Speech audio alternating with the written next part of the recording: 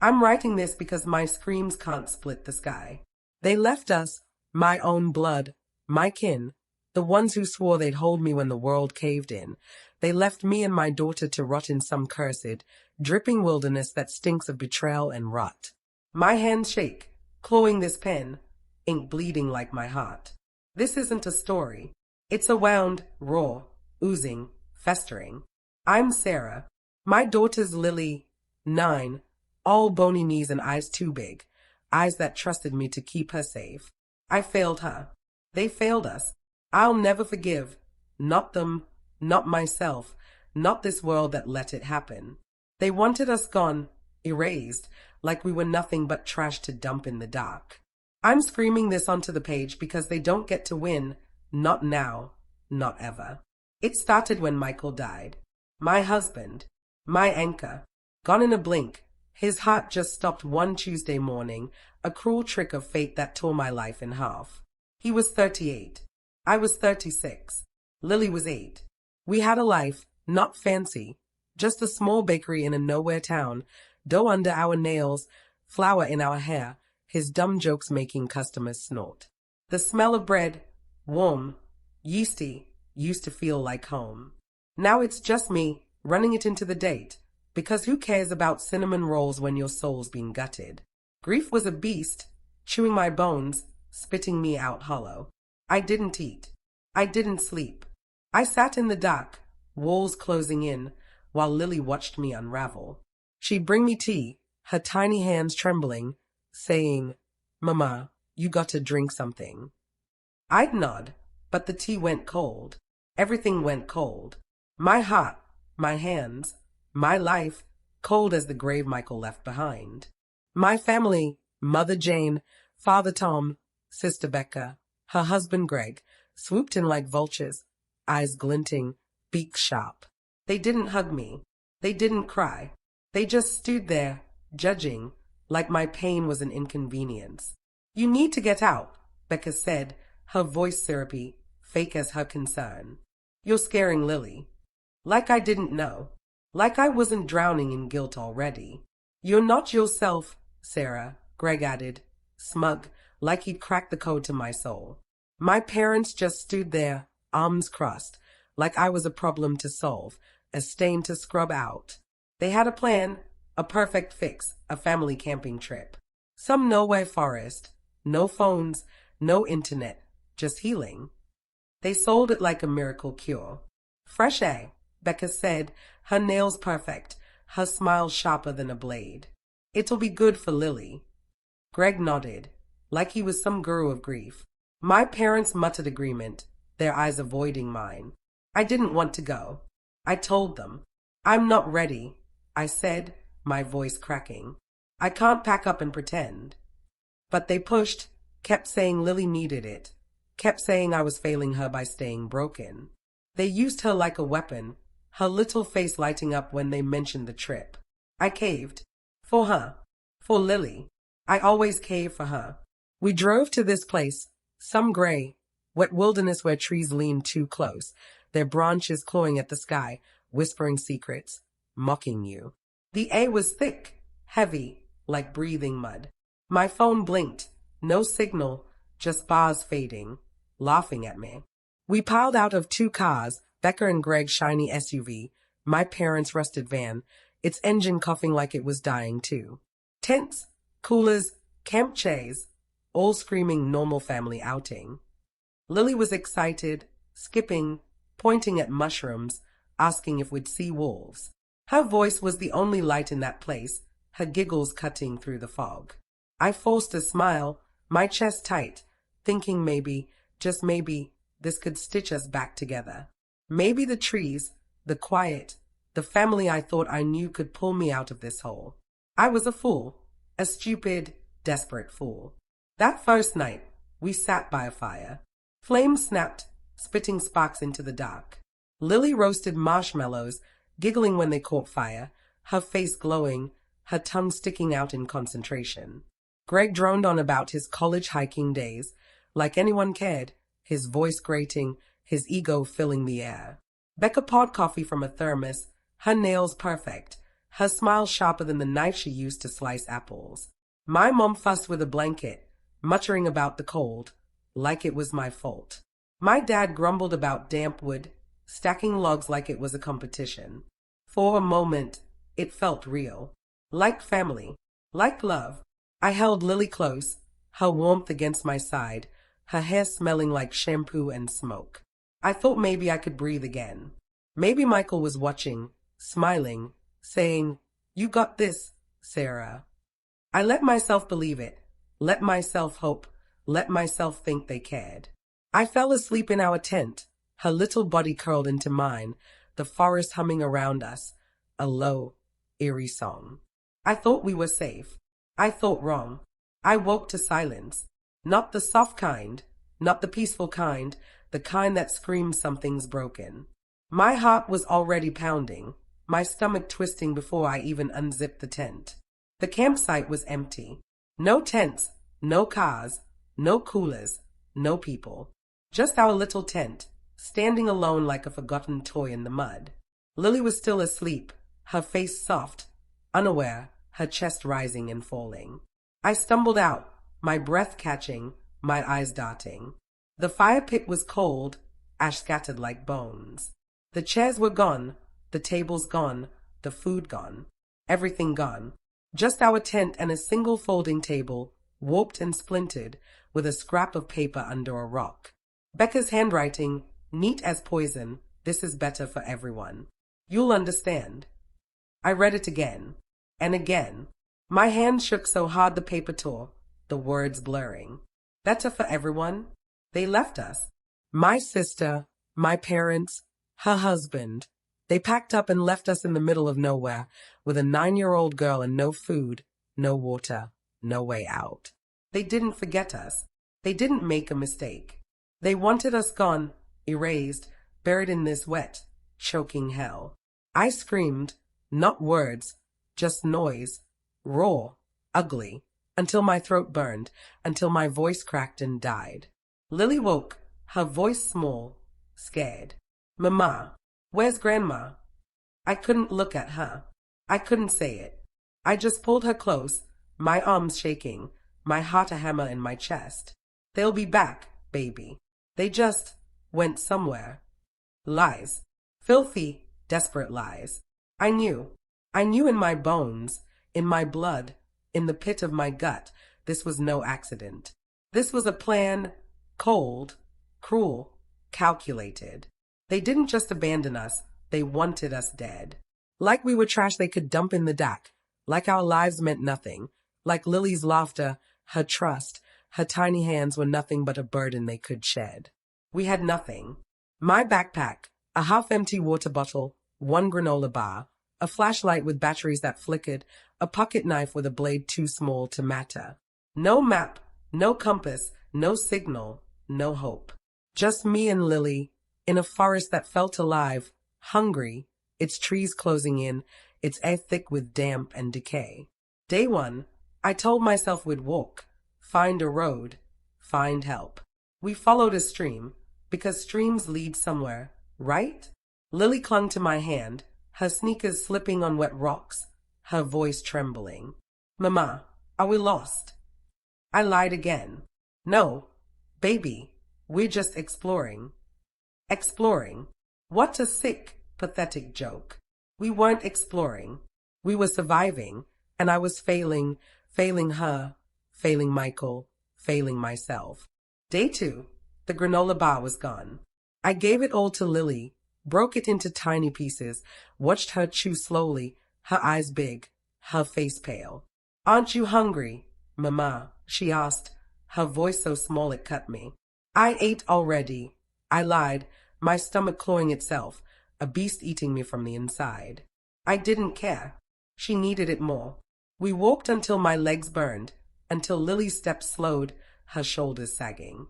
The forest was endless, trees so thick they blocked the sun, roots tripping us, moss slick under our feet, the air heavy with the smell of rot and wet earth.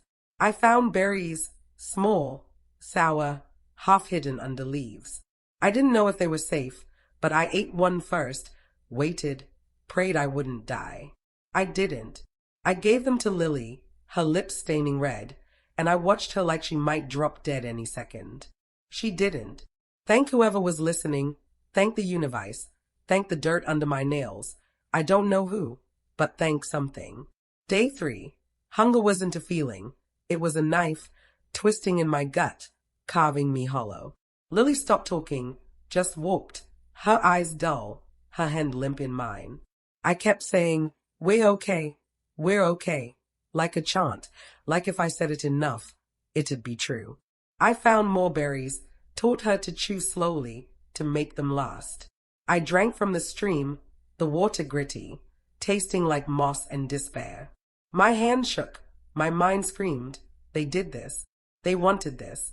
I saw Becca's face in my head, her perfect smile, her "you need to heal, Sarah," her fake tears when Michael died. I wanted to claw her eyes out, to scream in her face, to make her feel this hunger, this fear. I saw Greg's smug nod, my parents' cold stares, their whispers about how I was unstable, how I was failing Lily. They planned this. They wanted us gone, wanted the bakery, wanted whatever scraps of our life they could steal. Day 4, Lily got sick. Fever, hot as fire under her skin, burning my fingers when I touched her forehead. She curled up in the tent, shivering, saying, "Mama, I'm cold." I had nothing, no medicine, no food, just water and lies. I boiled stream water over a fire I barely knew how to make, my hands shaking, my nails caked with dirt. I tore strips from my shirt, soaked them in the cold stream, laid them across her forehead. She whimpered, her eyes half open, her voice a whisper. I told her stories, stupid ones about princesses and dragons, about castles and heroes, anything to keep her awake, to keep her with me. I didn't sleep. I couldn't. If I closed my eyes, she might stop breathing. I found plants, wild mint, maybe, and made a tea that tasted like dirt and desperation. I didn't know if it helped. I just needed to do something, anything, to feel like I wasn't losing her. I sat there, her small body trembling against mine, and I hated them. I hated Becca's smile, Greg's arrogance, my parents' silence. I hated myself for trusting them, for bringing her here, for believing family meant safety. Day 5, the fever broke, but Lily was weak, her voice barely there.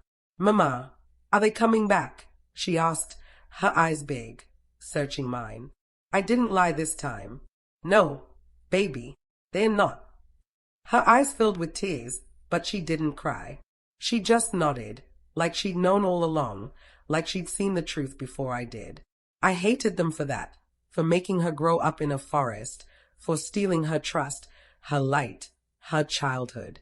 I hated myself for letting it happen, for not seeing their lies, for not protecting her. We walked again, slower now, her steps unsteady, her hand gripping mine like I was her only anchor. The forest pressed in, the trees whispering, the fog so thick it felt like it was choking us. I found more berries, a few nuts, cracked them open with my knife, fed her every scrap. I didn't eat.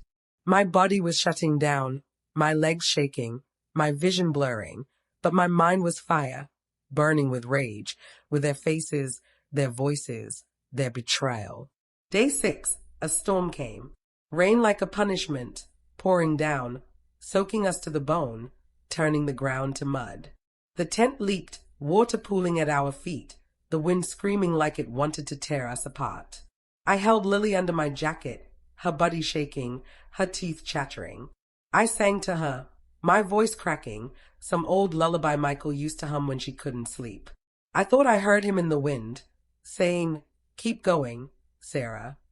I wanted to believe it, wanted to believe he was with us, watching, helping. But he wasn't. It was just me, failing, falling apart, holding my daughter together with nothing but rage and desperation. The storm didn't stop, didn't care. It battered us, the tent flapping, the trees groaning, the world trying to erase us. I held her tighter, my arms aching, my heart screaming. They did this. They wanted this. Day 7, I saw smoke, a thin wisp, far off, barely there. Hope hurt worse than hunger, worse than the cuts on my feet, worse than the ache in my bones. I carried Lily on my back, her arms limp around my neck, her weight crushing me. I walked anyway, my shoes soaked, my feet bleeding, the mud sucking at my steps. The smoke was nothing, just a dead campfire. No one there, just ash and silence. I screamed, my voice lost in the trees, a raw, broken sound that didn't reach anyone. I wanted to lie down, to give up, to let the forest take us. But Lily's breath against my neck, shallow but there, kept me moving. I couldn't stop. I wouldn't let them win. Day 8. I found a cabin, half-rutted, smelling of mold and decay, but it had walls, a roof, a barrier against the endless wet.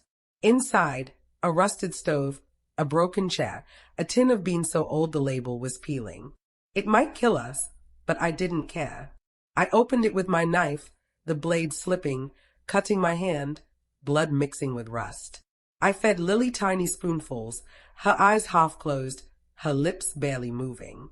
She ate, and I watched, praying it wouldn't poison her. I didn't eat. I couldn't. My body was a husk, my stomach a knot of pain, but my mind was alive, burning.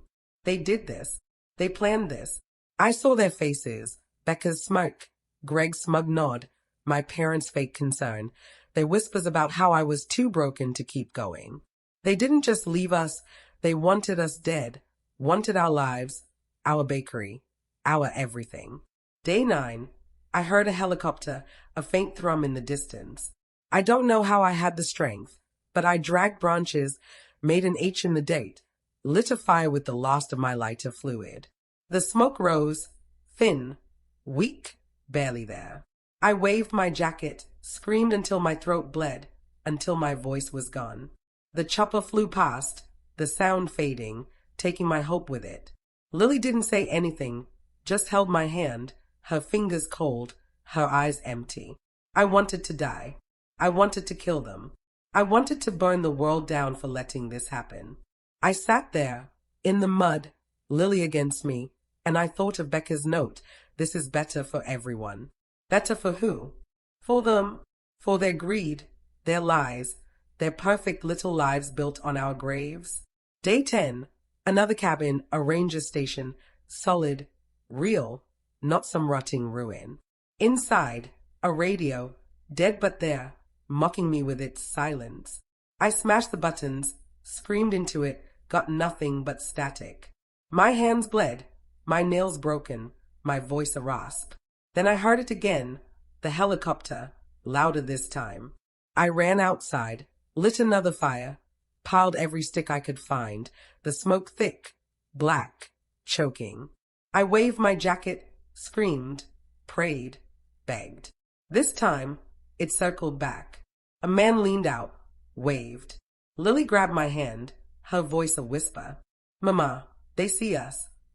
I cried, ugly, snotty tears, my body shaking, because we weren't dead yet. We weren't dead. They didn't win.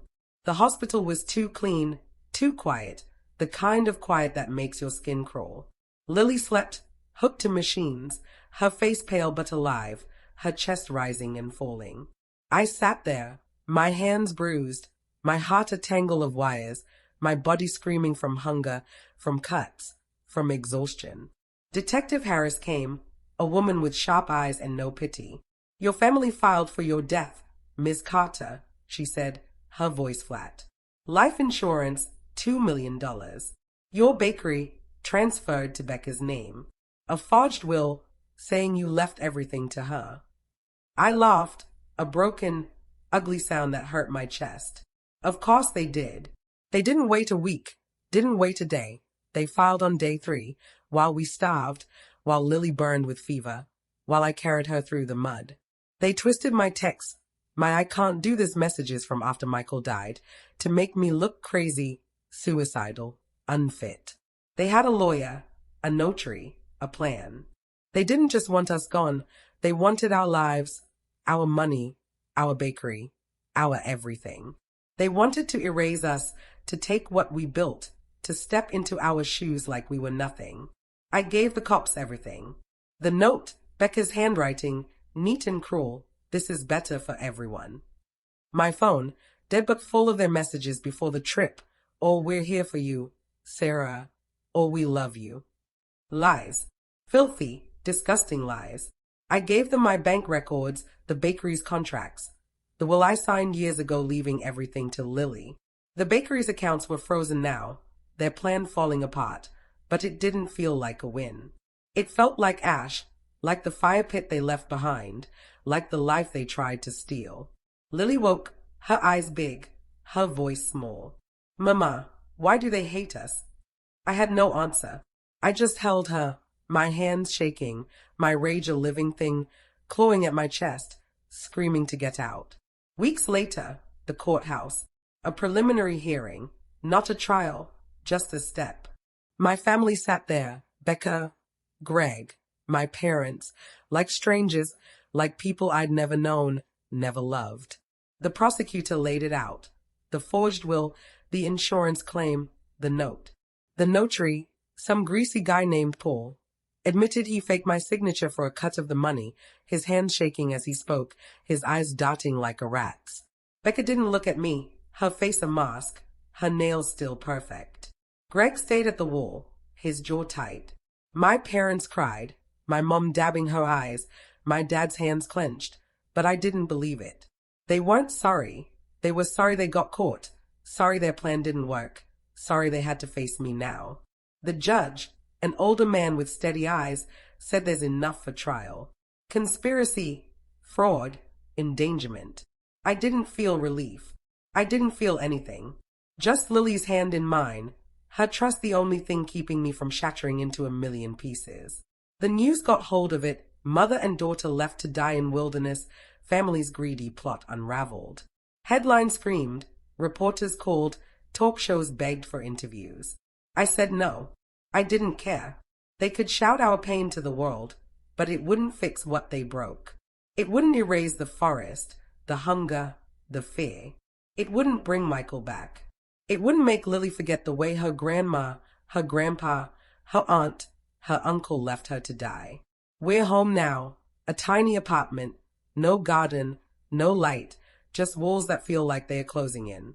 Michael's ghost is in every corner, his laugh in my head, his hands kneading dough in my dreams.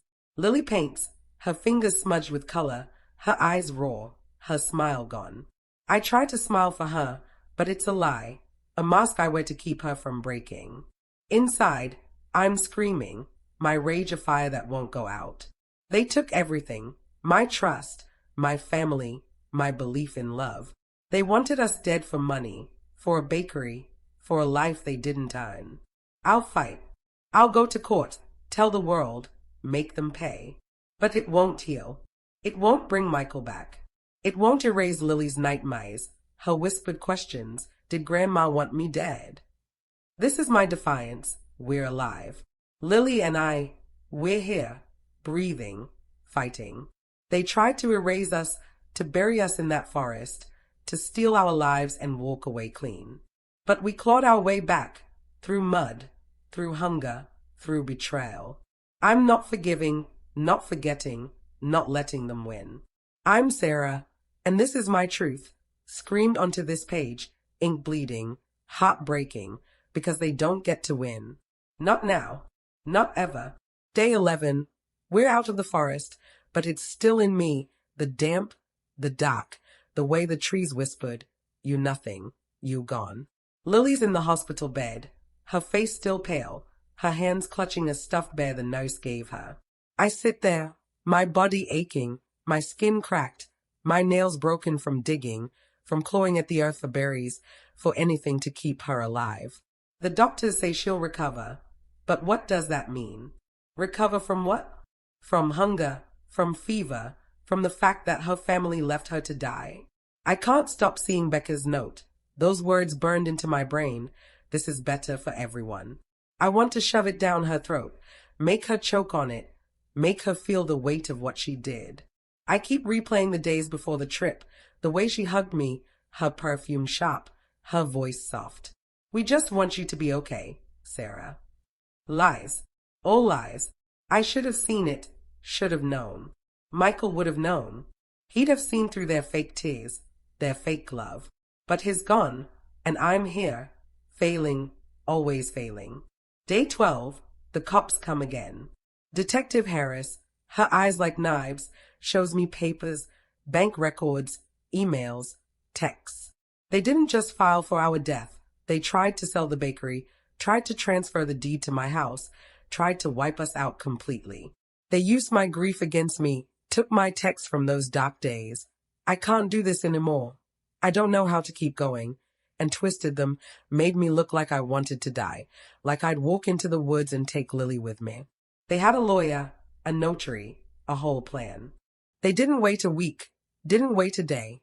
They started on day 3, while I was carrying Lily through the mud, while she burned with fever, while I whispered stories to keep her alive. I gave Harris everything. The note, my phone, my memories of their voices, their lies. She nods, says they are building a case, says they'll pay. But it doesn't feel like enough. It'll never be enough. Day 13, Lily's stronger, sitting up, eating broth. But her eyes are different now. They are not a child's eyes anymore. They are hard, like mine, like she's seen too much, known too much. She asks me again, why did they do it, Mama? I want to lie, to say they didn't mean it, but I can't. I don't know, baby, I say, my voice breaking. But we're here. We made it. She nods, but she doesn't smile. She doesn't believe in family anymore, doesn't believe in love. They took that from her, and I'll never forgive them for it. I sit by her bed, watching her sleep, and I think of Becca, her perfect life, her perfect house, her perfect lies. I think of Greg, his smug grin, his "you'll get through this," Sarah. I think of my parents, their silence, their cold stays, their "we're just worried about you." I want to scream, to break something, to make them feel this pain, this betrayal, this rage that's eating me alive. Day 14. I go back to the bakery, just for a moment, just to see it. The sign's still there, Carter's Bake Shop, the letters faded but proud. Inside, it smells like dust, like absence. The counters are empty, the oven's cold. I see Michael's hands, kneading dough, his laugh filling the air. I see Lily, tiny, sitting on the counter, licking frosting off her fingers. I see us, a family, a life, before they tore it apart. I find a letter in the office, one I never saw before, from Becca. We can help you sell the shop, Sarah. It's too much for you now. I laugh, a sharp, bitter sound. They didn't want to help. They wanted to take. They wanted it all. My work, my home, my daughter, my life. I tear the letter to pieces. Let it fall like snow. Let it bury their lies. Day 15. We're home, but it's not home. It's a tiny apartment, no garden, no light, just walls that feel like they are closing in. Lily paints, her fingers smudged with blue and red, her eyes distant. I try to smile, try to be her mom, try to be strong, but it's a lie. Inside, I'm screaming, my heart a furnace of rage. I keep seeing their faces, hearing their voices, feeling the weight of their betrayal. I keep seeing the forest, the mud, the hunger, the fear. I keep seeing Lily, her fever, her questions, her trust breaking like glass. I'll go to court. I'll fight. I'll tell the world what they did. I'll make them pay, make them hurt, make them see what they tried to destroy. But it won't fix us. It won't bring Michael back. It won't erase the forest from Lily's dreams, the nightmares where she wakes up crying, calling for me, calling for a family that doesn't exist anymore. I keep thinking about the days before the trip, the way they looked at me, the way they talked, like I was a broken machine they could fix or throw away. Becca came to my house a week before, sat on my couch, her legs crossed, her perfume choking me. "You're not doing well, Sarah," she said, her voice soft but sharp, like a knife wrapped in silk. "Lily needs a mother who's present." I wanted to slap her, wanted to scream that I was trying, that I was drowning, that I didn't need her judgment. But I just nodded, my hands clenched, my throat tight. She hugged me before she left, her arms cold, her smile fake. We're here for you, she said. Lies. All lies. I should have seen it, should have known she was planning something, should have smelled the poison in her words. Greg was worse. He came by the bakery, stood there in his pressed shirt, his hair perfect, looking at the counters like they were beneath him. You're letting this place go, Sarah, he said, like he knew anything about it, like he'd ever touched dough or cleaned an oven. Maybe it's time to sell. Start over. I told him no, told him it was Michael's, told him it was mine. He just smiked, like he knew something I didn't, like he was already counting the money. My parents were no better. They came over, sat at my kitchen table, their faces hard, their eyes cold. You're not coping, my mom said, her voice flat. You're not thinking about Lily. My dad just nodded, like he'd rather be anywhere else. They didn't ask how I was, didn't ask what I needed. They just told me I was failing, told me I needed to get over it, told me they had a plan to help. I believed them. I trusted them. I was so stupid. I keep remembering the day Michael died, the way they showed up, not to comfort me, but to manage me. Becca brought food I didn't eat, her hands busy, her eyes watching me like I was a bomb about to go off. Greg stood by the door, checking his phone, like my grief was an appointment he could skip. My parents sat on the couch, silent, their faces blank. They didn't cry for Michael, didn't hug Lily, didn't hold me. They just sat there, like they were waiting for me to break so they could sweep up the pieces and move on. I should have seen it then, should have seen the way they looked at the house, the bakery, the life we built. They weren't grieving. They were calculating. Day 16, I'm back in my head, back in the forest, even though we're safe now. I can't shake it. The way the trees closed in, the way the fog swallowed us, the way the ground sucked at my feet. I keep smelling the rot, the wet, the decay. I keep hearing Lily's voice, small, scared, asking questions I couldn't answer. I keep feeling the hunger, the way it clawed at my stomach, the way it made my hands shake, my vision blur. I found a fish in the stream once, on day 5 maybe, a small, slimy thing that slipped through my fingers.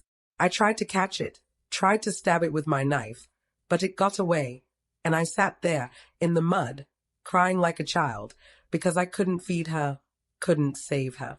I found roots later, dug them up with my hands, my nails breaking, my fingers bleeding. I didn't know if they were safe, but I ate one, waited, vomited in the bushes. They weren't poison, just bitter, tough, like chewing bark. I gave them to Lily, told her they were food, told her we'd be okay. She ate, her face twisting, but she didn't complain. She never complained. Day 17. I think about the nights, the way the forest never slept. The sounds, owls, rustling leaves, something bigger moving in the dark. I'd lie there, Lily against me, her breath shallow, my hand on her chest to make sure she was still alive.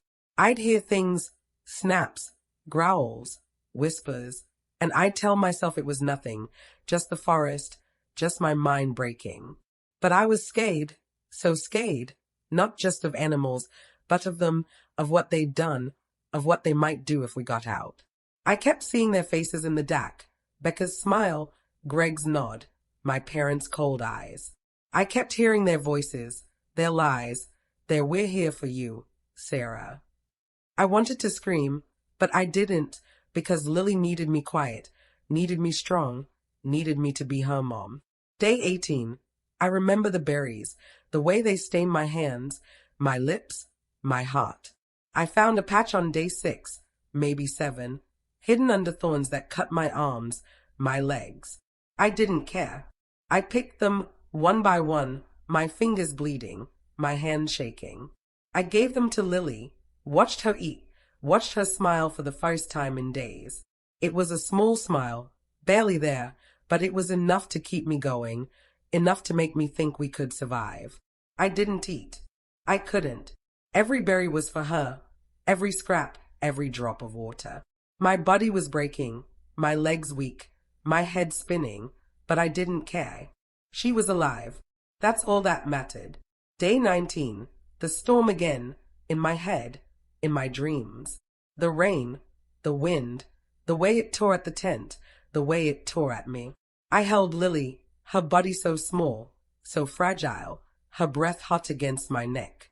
I sang to her, my voice gone, my throat raw, just a whisper of that lullaby Michael loved.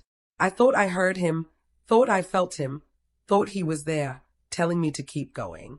But he wasn't. He was gone, and I was alone. And they did this to us.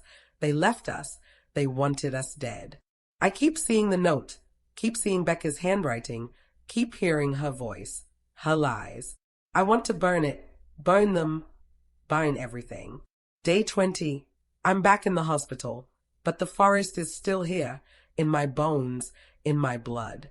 Lily's painting again, her fingers smudged, her eyes far away. She doesn't talk about it, doesn't talk about them, but I know she's thinking it, feeling it, the betrayal, the fear. I try to be her mom, try to be strong, but I'm breaking, always breaking. I keep seeing their faces, keep hearing their voices, keep feeling the weight of what they did. I keep seeing the forest, the mud, the hunger, the way it tried to swallow us. I keep seeing Lily, her fever, her questions, her trust shattering. I'll fight, I'll go to court, I'll make them pay, but it won't fix this. It won't fix us. The cops keep coming, keep asking questions, keep showing me papers. They found more emails between Becca and Greg, planning it weeks before, talking about the insurance, the bakery, the money. They found texts from my parents, agreeing, saying I was too far gone, saying Lily would be better off with them. Better off? They left her to die, left her in the mud, left her with nothing but me, and I was nothing, I was failing, I was breaking. They found the notary, Paul, some slimy guy who took their money, faked my signature, faked my will. His talking now, spilling everything, saying he didn't know we'd be left, saying he thought it was just paperwork. I don't believe him.